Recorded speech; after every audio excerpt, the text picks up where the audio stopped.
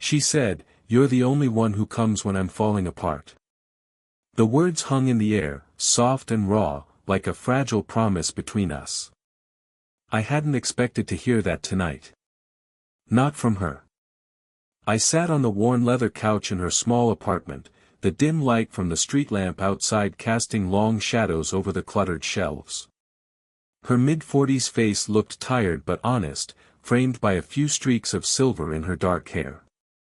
She wasn't the kind of woman you'd see in a movie, too real, too lived in, but there was something about the way her eyes held a quiet storm that pulled me in. I'm 23, just out of college, still figuring out who I am. She was my boss at the bookstore, a quiet force of nature who somehow made me feel seen in a way nobody else did. Maybe that's why I was here tonight, long after closing time. She didn't ask me to stay. I just didn't leave.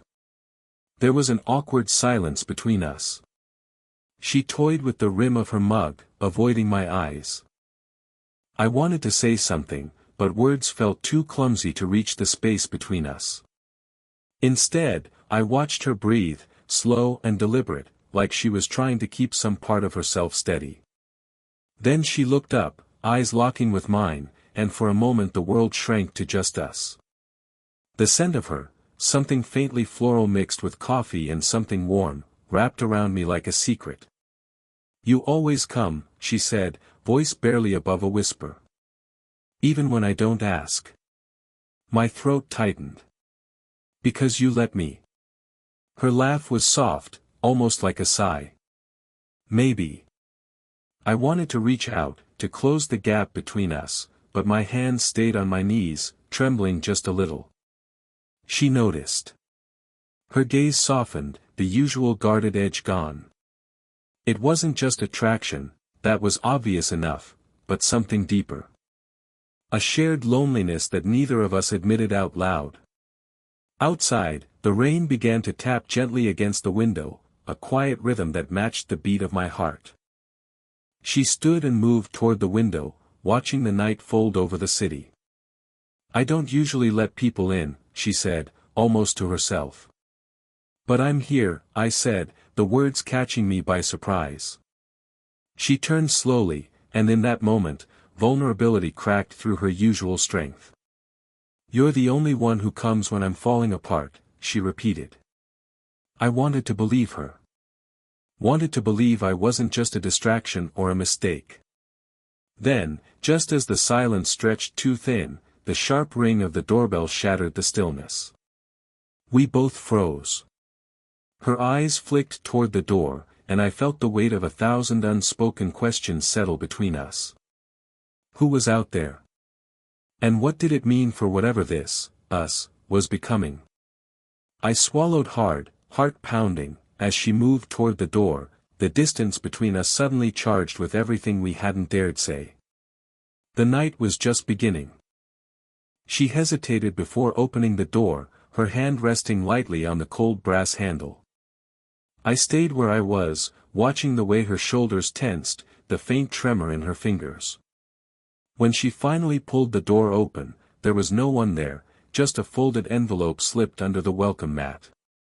She bent down slowly, picked it up, and turned back toward me, eyes narrowing with something I couldn't quite place. I could almost feel the weight of the years behind those eyes, years full of choices, regrets, and stories she never shared. "I wasn't expecting anyone," she said quietly, sliding the door shut. We sat back down, the silence now thicker, but this time charged with unspoken things. "You never talk about your past," I said, trying to keep my voice steady. Her lips pressed together. "Not much to say. I was married once. For a long time. Didn't end well." I nodded, imagining a life with broken promises, quiet heartbreak. "That's tough." She shrugged, but I caught the flicker of pain behind her gaze. "It was a different time. Different me." "I get that," I said softly. "I lost someone too. My mom. When I was a kid." Her eyes softened for a moment, the walls around her cracking just a little. That kind of loss, it stays with you. It was one of the few things we shared, this invisible thread of pain that connected us across the age gap, across the roles we played in each other's lives. But there was more, something neither of us wanted to name aloud. The years between us weren't just numbers, they were barriers. The fact that she was my boss, the way people would look if they knew. And maybe, deep down, the fear that this fragile connection could shatter under the weight of judgment. I caught myself stealing glances at her, the way she tucked a loose strand of hair behind her ear, the faint tremble in her smile when she caught me staring. I wanted to reach out, but the line between comfort and something more dangerous felt razor thin. Sometimes I wonder if I'm just fooling myself, she said after a pause, voice barely audible. If I'm chasing something I should let go. I swallowed hard, the truth hanging heavy in the air. I was chasing her too, maybe more than I wanted to admit. Before I could say anything, she reached out, her fingers brushing against mine, light, hesitant, like testing the water. That small touch sent a jolt through me, louder than any words. For a moment, everything else faded, the years, the doubts, the risks. Just her and me, suspended in a quiet, electric pause. And in that silence, I realized this wasn't just a passing moment. It was the start of something neither of us could turn away from. The next morning, the sunlight spilled awkwardly through the blinds, casting stripes across her kitchen table where we sat, too close, but not close enough. She stirred her coffee without looking at me, fingers wrapped tightly around the chipped mug. The silence felt heavier than the words neither of us dared say. Then my phone buzzed, my roommate texting about crashing at a friend's place that night. A small relief, I didn't want to face him, not with all this hanging between me and her. She glanced up just as I slid the phone back into my pocket. You're avoiding something, she said softly. I swallowed. Maybe I am. Her eyes searched mine, full of that familiar mix of longing and caution. We shouldn't be here like this, she said, voice barely a whisper. But even as she said it, I saw the way her hand twitched, the way her breath hitched when I moved an inch closer. The doorbell rang suddenly, sharp, urgent, making us both jump. She frowned and went to the door. A man stood there, mid-40s, tense, with an unreadable expression. Her husband, I realized with a cold twist in my stomach. I forgot my keys, she said quickly, avoiding my eyes. He gave me a curt nod, then stepped inside. I wanted to disappear. He glanced between us, his gaze lingering too long on me. Working late? He asked her. Yeah, she said, voice tight. The room felt suffocating. I could hear my own heartbeat pounding in my ears as they exchanged a look I couldn't read. After a few tense moments, he left, but the silence stretched out, thicker than ever. She sat back down, but this time she didn't reach for her mug. Instead, her hands trembled slightly in her lap. I can't do this, she said, eyes fixed on the table. I wanted to argue, to tell her it was worth the risk, but my voice caught in my throat. Instead, I watched her wrestle with herself, her body rigid, lips pressed tight, fighting the pull between what she wanted and what she knew was forbidden. Then she looked up at me, eyes shining with something raw. Maybe we're both chasing ghosts, she whispered. I shook my head, heart twisting. Or maybe we're just scared to admit what's real. For a heartbeat, our faces were inches apart. The air between us crackled with everything we hadn't said. But then she pulled back, closing the distance with a shaky breath. Not yet, she said. The moment hung there, unfinished, electric. And as I left her apartment that day, the rain started falling, cold and steady, washing over me but leaving the ache of what could be, just out of reach. The rain hammered against the windows, a relentless drum that matched the storm raging inside me. I paced the small apartment, the space between us feeling smaller than ever yet impossibly wide. She sat on the edge of the couch, fingers twisting a silver ring she never wore before tonight. I wanted to ask what was wrong, but the words got caught in my throat. Instead, I let the silence stretch, a fragile thread threatening to snap. Then she looked up, eyes dark and unreadable. "I saw him today," she said, voice low. My heart clenched. "Your husband?" She nodded, biting her lip. "He's suspicious. I think he knows." I swallowed hard, anger and fear twisting inside me. "Did you tell him anything?" "No," she said, shaking her head. "But it's like walking a tightrope. One wrong step, I closed the distance between us without thinking, the tension unbearable." "We can stop," I said, voice rough. "If it's too much." She laughed, but it wasn't humor, more like a bitter edge slicing through the room. "Stop. You think it's that easy?" Her words hit me harder than I expected. She wasn't just scared, she was furious, desperate. "I don't want to lose you," I blurted, stepping closer. Her eyes flickered with something I hadn't seen before, jealousy. Fear. Desire tangled with pain. "You don't get to say that," she whispered. "Not when you're the one who keeps coming back." I blinked, confusion and hurt mixing together. I come because I care." She stood abruptly, pacing now, like a caged animal. "Care? You don't know what that means."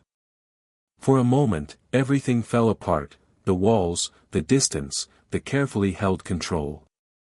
I reached for her hand, fingers trembling, desperate to hold on. She pulled away sharply, eyes flashing. "Don't.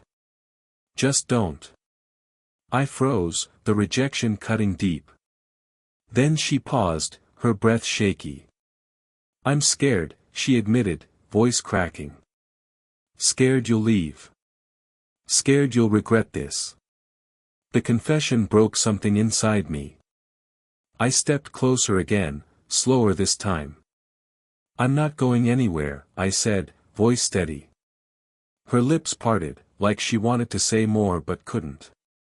We stood there, the weight of everything pressing down. And then, just as my hand reached for her face, the sound of her phone buzzing shattered the moment. She glanced at the screen, eyes widening. "It's him," she whispered. Everything hung in the balance. Would we step back into the safety of silence? Or cross the line we both feared? The question lingered, electric, unbearable, as the room seemed to hold its breath with us. Her fingers trembled as she stared at the glowing screen, the name flashing like a warning, Mark. The man she said was her husband. But the message wasn't what I expected. "I know about you and him. We need to talk."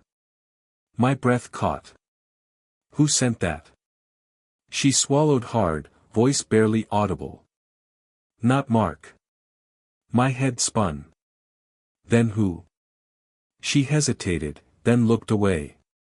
"His sister. She's protective. Maybe too protective." The weight of the secret settled between us, heavier than anything before. "I thought I was the only one hiding," I whispered. She gave me a bitter smile. "We're both lying to survive." Suddenly, everything shifted. The fragile space we'd carved out felt invaded, threatened. "Why didn't you tell me?" I asked, voice cracking. She shrugged, eyes glossy with unshed tears. "Because it's not just about us. It's about family. History. Things I wanted to leave behind. I wanted to reach out, to understand, but the shock froze me." Then she took a deep breath, steadying herself. "I lied about Mark," she said quietly. "We're separated. Divorced, almost. But no one knows yet." I blinked, heart pounding. Why keep it a secret? Because the town, the bookstore, everyone expects me to be that woman. The one who has it all together. Her facade cracked, revealing the raw vulnerability beneath. I was scared, she admitted. Scared you'd run when you knew the truth. I shook my head, stepping closer. I'm not running. She looked up, hope flickering in her eyes, but then, her phone buzzed again.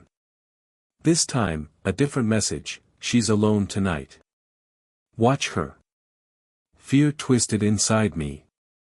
We're not just hiding from judgment, she whispered. Someone's watching. Someone dangerous.